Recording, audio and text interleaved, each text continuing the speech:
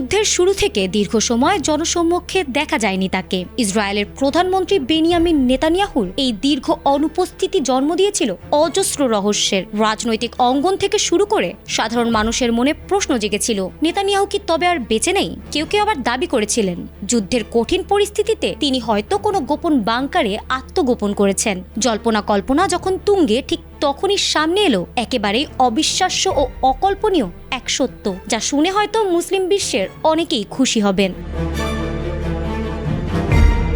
অবশেষে নীরবতা ভেঙে নেতানিয়াহু নিজেই জানালেন সেই ভয়ানক কঠিন দিনগুলোর কথা। তিনি প্রকাশ করেছেন গত কয়েক মাস তিনি প্রাণঘাতী রোগের বিরুদ্ধে যুদ্ধ করছিলেন। তার প্রোস্টেটে ধরা পড়েছিল ম্যালিগনেন্ট টিউমার অর্থাৎ ক্যান্সার। গত ফেব্রুয়ারিতে নিয়মিত স্বাস্থ্য পরীক্ষায় এই দুঃসংবাদ পাওয়ার পর তিনি অনেকটা নিভৃতেই এর চিকিৎসা শুরু করেন। রিপোর্ট অনুযায়ী তার প্রোস্টেটে 1 সেন্টিমিটারের চেয়েও ছোট একটি ম্যালিগনেন্ট টিউমার শনাক্ত হয়েছিল। চিকিৎসকদের পরামর্শে তিনি দ্রুত টার্গেটেড রেডিয়েশন থেরাপি গ্রহণ করেন।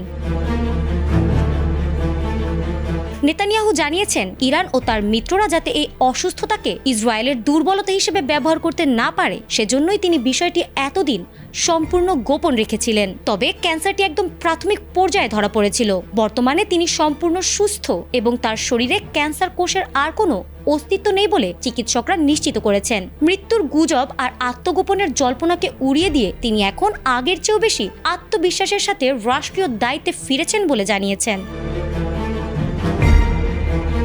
তবে নেতানিয়াহুর এই বেঁচে ফেরার খবরে বিশ্বজুড়ে, বিশেষ করে মুসলিম বিশ্বে মিশ্র প্রতিক্রিয়া দেখা দিয়েছে। গাজা ও লেবাননে যে অমানবিক হত্যাযজ্ঞ তিনি চালিয়েছেন তার পরিপ্রেক্ষিতে অনেকেই মনে করছেন এত বড় অপরাধীর বিনাশ এত সহজে হওয়ার নয়, বরং পাপী মরে না সহজে, এই প্রবাদটিই যেন এখানে সত্য হয়েছে।